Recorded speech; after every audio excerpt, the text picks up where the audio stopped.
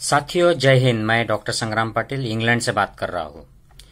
साथियों, एक बात मेरे नोटिस में आई है कि जब भी मोदी जी और उनके भक्तगण, उनका सोशल मीडिया किसी बात पर बहुत ज्यादा उछलते हैं, बहुत पब्लिसिटी करते हैं और मोदी मोदी करते हैं, एक बात समझ में आ जाती है कि इसमें कुछ तो गेम प्लान है और आगे जाके ये जो बलून ये ब्लो कर रहे हैं, ये बड़ा गुब्बारा होने वाला है, हो रहा है, ये फूटने वाला है।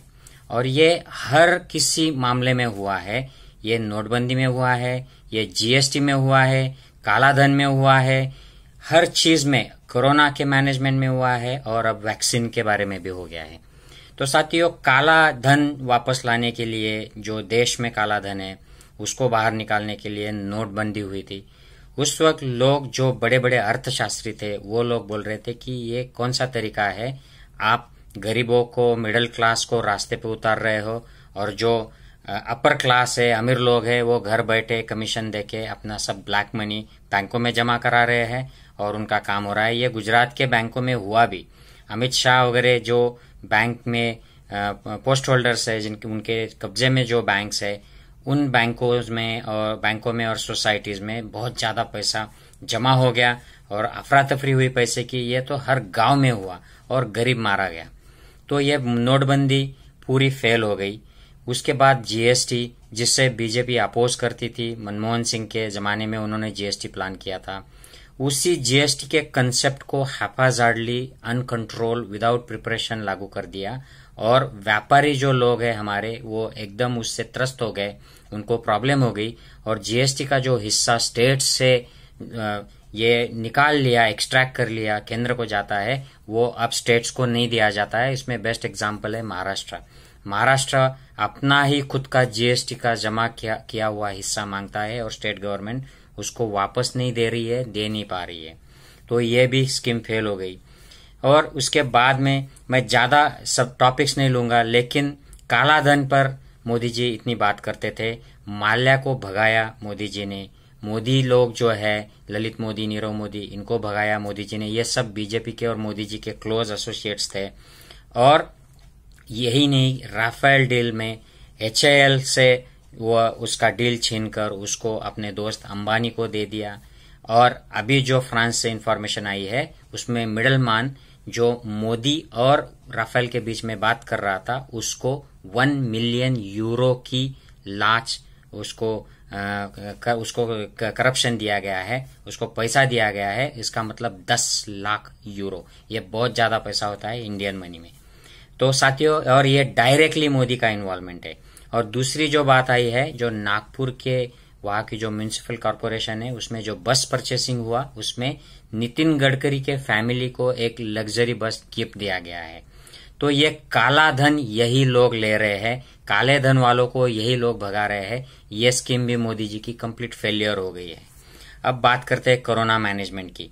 कोरोना जनवरी में इंडिया में आ गया था और रिपीटेड वार्निंग्स, जो राहुल गांधी ने वार्निंग दिया था और अलग अलग मीडिया हाउसेस ने वार्निंग दिया था, उसके बावजूद ट्रंप का प्रोग्राम फरवरी में किया। मार्च में मध्य प्रदेश के गवर्नमेंट का जो एमएलएस परचेसिंग है, वो सब प्रोग्राम किया और उसके बाद मोदी जी ने एक दिन रात को लॉकडाउन लागू कर दिया। उसमें हजारों लाखों लोग रास्ते पर आ गए, फिर थालियां बजाई, दिए जलाए, मोमबत्तियां जलाई और इस तरीके से कोरोना का मैनेजमेंट मोदी जी ने किया। 20 लाख करोड़ का पैकेज दिया। उसमें किसको मिला है, आज तक मैंने एक भी ऐसा लाभार्थी नहीं देखा है कि जिसको इस पैकेज का फायदा मिला हो, इंडिविजुअली हो या इंडस्ट्री हो या कोई फार्मर्स हो, कोई भी डायरेक्ट इसका लाभार्थी नहीं हुआ। तो ये पैसा कहाँ गया, ये मैनेजमेंट कहाँ गया। और अब सेकंड वेव आने के पहले मोदी जी को मैंने भाषण देते हुए सुना कि हमने कोरोना ऐसे कंट्रोल कर लिया, हम वैक्सीन इतने देशों को दे रहे हैं। और अब फिर से कोरोना शुरू हो गया। तो मोदी जी ने अपने जो लोग हैं, जावड़ेकर, फडणवीस और ये हर्षवर्धन, इनको लगा दिया कि आप गैर भाजपाई जो सरकारें हैं उन पर हमला करो। तो महाराष्ट्र सरकार पर हमला कर दिया कि आपकी वजह से कोरोना अनकंट्रोल हो गया। तो गुजरात में जो सबसे बड़ा स्टेडियम है, उसमें अभी अभी कुछ हफ्तों पहले बहुत बड़ी मैच हो गई, उसमें लाखों लोग जमा हो गए थे T20 के लिए। वो क्या महाराष्ट्र गवर्नमेंट ने लगवाई थी। और ये जो 5 राज्यों में रैलियां चल रही है, ये महाराष्ट्र गवर्नमेंट कर रहा है। कुंभ के मेले क्या महाराष्ट्र में लग रहे हैं? तो ये सब नौटंकी अब दूसरों पर ढकेलने का जो जिम्मेदारी मोदी जी की थी वो दूसरों पर ढकलने की, जैसे फर्स्ट वेव के टाइम मरकज पे डाल दिया था ये सब। अब वो अलग अलग राज्य सरकारें और अलग अलग कारण ढूंढ रहे हैं कि उनको दोषी ठहराया जाए और खुद सेफली निकल जाए। और बात करते हैं वैक्सीन की। साथियों, वैक्सीन अगर दुनिया में सबसे ज्यादा वैक्सीन प्रोडक्शन की कैपेसिटी है तो वो है इंडिया के पास। और आज वैक्सीनेशन के मामले में इंडिया सबसे पीछे जो देश है उनमें गिना जा रहा है। हमारे 10% लोग भी वैक्सीनेट नहीं हुए हैं और हमारे देश में सबसे बड़ी फैक्ट्री वैक्सीन बनाने वाली है, उसको मोदी जी ने कितना सपोर्ट किया है? 0। उनको कुछ प्री ऑर्डर नहीं किया है, उनको कुछ पहले से पैसा नहीं दिया है। और जब उनको पता चला कि ऑक्सफोर्ड की वैक्सीन सक्सेसफुल हो रही है तो मोदी जी पूना चले गए विजिट करने, और तब भी उन्होंने ऑर्डरिंग नहीं किया, उनको पैसा नहीं दिया। वैक्सीन अप्रूवल के 2 हफ्ते बाद ऑर्डर दिया। तो मोदी जी सिर्फ वहां पर विंडो शॉपिंग करने गए, उसमें फोटो खिंचवाई और खुद को वैक्सीन गुरु जो प्रोजेक्ट करना था उसकी सब तैयारी कर ली। उसके पहले फाइजर का एप्लीकेशन आया था अप्रूवल के लिए, उसको नहीं दिया। तो मोदी जी सब कंट्रोल में रखना चाहते थे, किसी को एंट्री नहीं दे रहे थे, आउटसाइडर्स को। जो भारत बायोटेक की वैक्सीन हमारे वैज्ञानिकों ने, आईसीएमआर ने, एनआईवी ने और भारत बायोटेक ने मिलकर बनाई, उसमें भी मोदी जी ने पॉलिटिक्स कर दी। लास्ट ईयर अगस्त 15 के पहले वैक्सीन बनाओ, ऐसा पॉलिटिक्स किया। इस साल 26 जनवरी के पहले वैक्सीन लाने के लिए पॉलिटिक्स किया।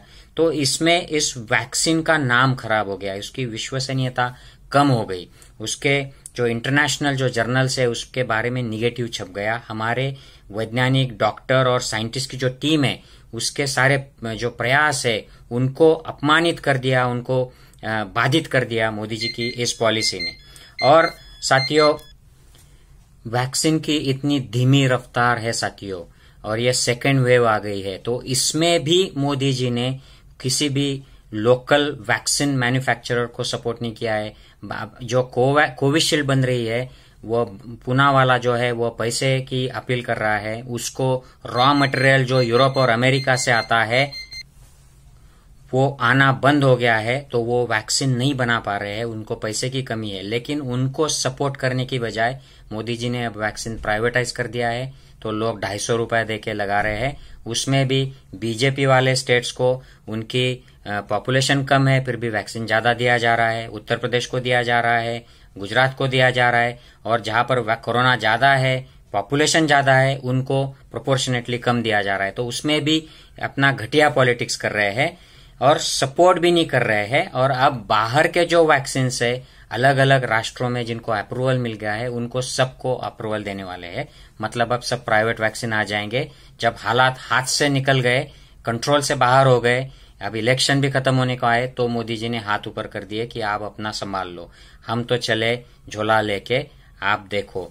तो ये वैक्सीन गुरु जो बनने जा रहे थे मोदी जी, उनको बहुत बड़ा चांस था वैक्सीन गुरु बनने का। अगर अमेरिका, ब्रिटेन, यूरोप जैसे प्री ऑर्डर करते, वैक्सीन बनाने वालों को सपोर्ट करते और उनको इंडिपेंडेंस देते, उनको पैसा देते, तो ये सब कुछ हो पाता था। अगर पूना वाला को पूना में वैक्सीन बनाने के लिए तकलीफ हो रही है तो उसको फाइनेंशियल सपोर्ट, रॉ मटेरियल जो नहीं मिल पा रही है अमेरिका, यूरोप से, उसके लिए डिप्लोमेसी करना, उसके लिए प्रेशर डालना अमेरिकन और यूरोपियन कंट्रीज पर, ये कुछ भी नहीं करेंगे मोदी जी।